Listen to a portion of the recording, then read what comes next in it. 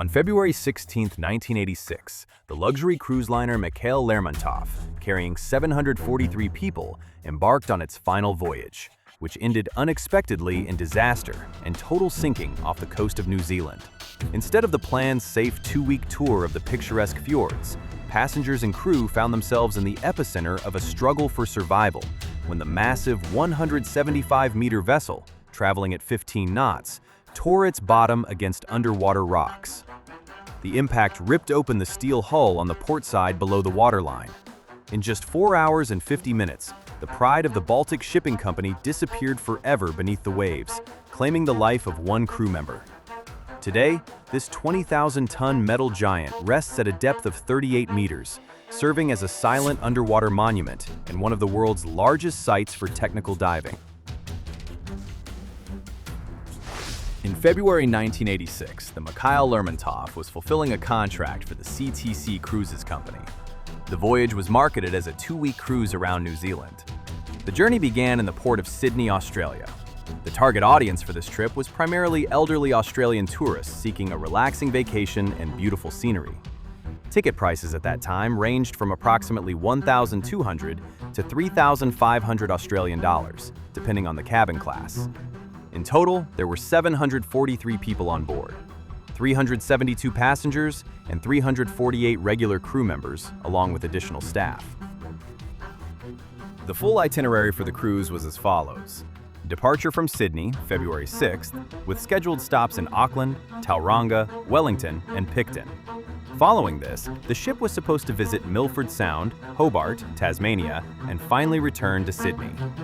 On February 16th, the liner made its scheduled stop at the port of Picton on New Zealand's South Island.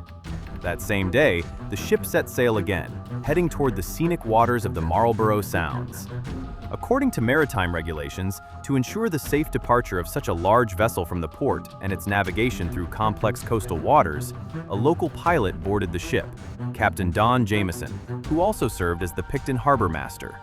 The presence of a top-tier local specialist on the bridge was supposed to guarantee the absolute safety of the passage. After leaving the port, pilot Jameson decided to steer the ship as close to the shoreline as possible. This was done for tourism purposes, so that passengers relaxing on the decks could get a better view of the coastal landscapes. The Soviet captain entrusted the navigation and speed control to the pilot, which is standard procedure. Around 5 p.m., the liner approached Cape Jackson, located on the northeastern coast of the South Island, approximately 30 miles northwest of Picton. While about a mile from the Cape, pilot Don Jameson suddenly changed course. Instead of bypassing the Cape through safe, deep waters, he steered the ship directly into the narrow passage between Cape Jackson itself and the lighthouse. This maneuver provoked an immediate reaction from the Soviet crew. The chief mate, navigator Sergei Stepanishev, questioned the safety of such a course, as the depths in the passage were critically shallow for a ship with a draft of nearly 8 meters. However, Jameson assured the Soviet officer that the course was absolutely safe, arguing that the ship was still within the harbor limits, which he, as the harbor master, knew perfectly. At 5:37 p.m., traveling at a speed of 15 knots, approximately 28 kilometers per hour, the cruise liner Mikhail Lermontov struck underwater rocks. The impact occurred on the port side of the vessel at a depth of about 5.5 meters below the waterline. The rocks literally tore open the steel hull. The watertight bulkheads could not withstand the massive influx of water, which, under immense pressure, began flooding the ship's lower compartments, knocking out the power systems. Immediately after the collision, the ship rapidly began to lose speed and settle into the water. The crew attempted to contain the flooding by sealing watertight doors, but the damage was too extensive. Water continued to pour in, and the liner began to list to starboard. The loss of electrical power severely hampered the operation of the water pumping systems. At 8:30 p.m., when the list became critical, the inevitable decision was made to fully evacuate. The abandoned ship operation commenced. The situation was exacerbated by several factors: the rapid onset of darkness, deteriorating weather conditions, rain and wind began, and the fact that the majority of the passengers were elderly individuals who found it difficult to navigate the heavily tilted decks. The crew acted cohesively, initiating the launch of the lifeboats. Nearby vessels responded immediately to the distress signal. The liquefied gas tanker Torihiko, under the command of Captain Reedman, and the road rail ferry Arahura, commanded by Captain John Brew, along with smaller local boats, quickly arrived at the disaster site. Passengers had to be transferred from the lifeboats to the rescue ships, in the dark, in the rain, and on choppy seas. Despite these extreme conditions, the evacuation was executed incredibly successfully. At 10:07 p.m., the last passenger was taken off the doomed liner. 20 minutes later, at 10:27 p.m., exactly 4 hours and 50 minutes after the collision, the Mikhail Lermontov completely rolled over onto its starboard side and sank to the bottom. Given the sheer scale of the disaster, the number of casualties was minimal thanks to the highly professional actions of the rescuers and the crew. Out of 743 people, 742 were saved. 11 of the rescued passengers sustained minor injuries, mostly bruises and fractures, that occurred during the rush, the lowering of the lifeboats, and the transfer in the dark. Tragically, the disaster claimed the life of one person, a 33-year-old crew member. Refrigeration engineer Pavel Zagladimov died during the sinking. At the moment the ship struck the rocks, he was at his workstation in one of the lower holds in the bow of the ship, which flooded first. His body was never recovered. In the report by the New Zealand coroner, the official cause of Pavel Zagladimov's death is listed as unknown, as the absence of a body made an examination impossible.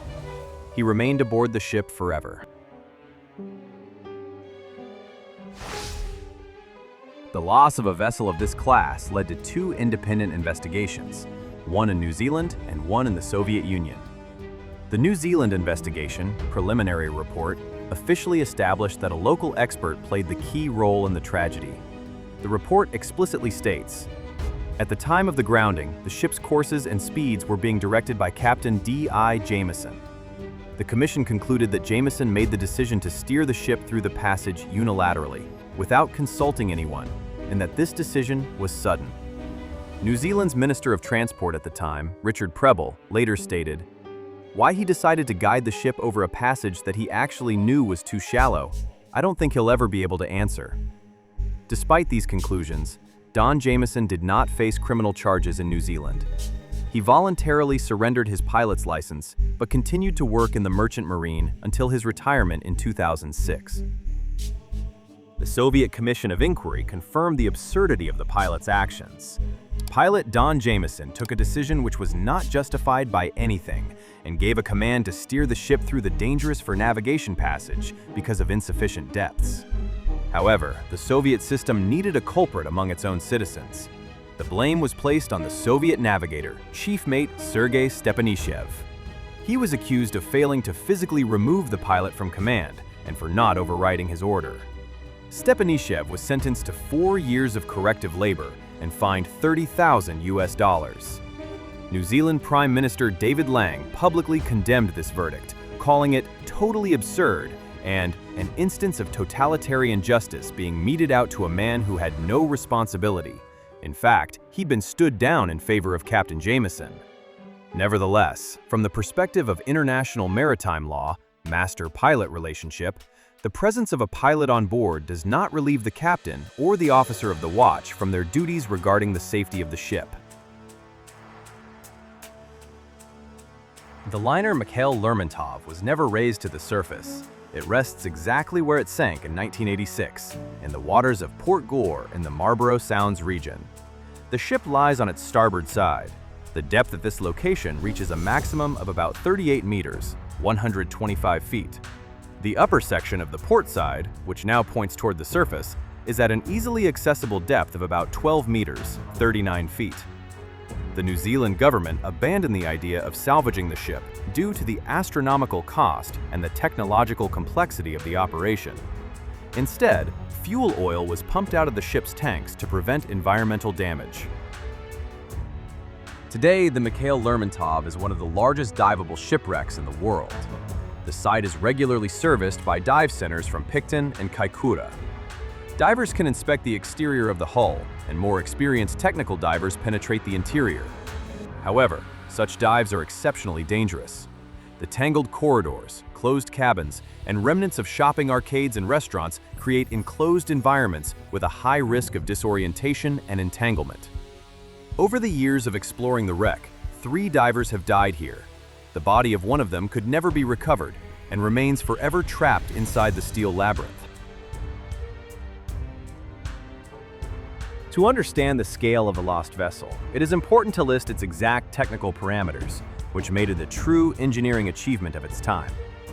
The ship Mikhail Lermontov was built at the VEB Matthias Thiessen Werft shipyard in Wismar, East Germany, GDR, by order of the Soviet Union. Launched on December 31, 1970, the vessel was officially handed over to the Baltic Shipping Company on March 18, 1972. The initial purpose of the ship was to provide regular transoceanic transportation. The Mikhail Lermontov was used as a transatlantic liner on the Leningrad-New York route. However, with the development of jet passenger aviation, transatlantic sea voyages lost their profitability. The Soviet government quickly adapted to the new economic realities, realizing that the ship could generate significant hard currency revenue if refitted for the Western tourist market. In 1982, the liner underwent a massive and expensive modernization. The interior spaces were significantly redesigned. Passenger capacity was reduced from the original 1,334 maximum capacity to 700 cruise standard spaces. This allowed for larger cabins and the addition of new bars, restaurants, and lounge areas, ensuring the comfort level met the high expectations of Western clients. Following the refit, the ship was chartered by foreign companies, most notably the British CTC Cruises, to conduct cruises all over the world. The documentary history of the sinking of the Mikhail Lermontov serves as a harsh reminder that the most advanced technology, perfect weather conditions, and even the presence of an expert pilot on board are worth nothing when an unpredictable and fatal human error intervenes.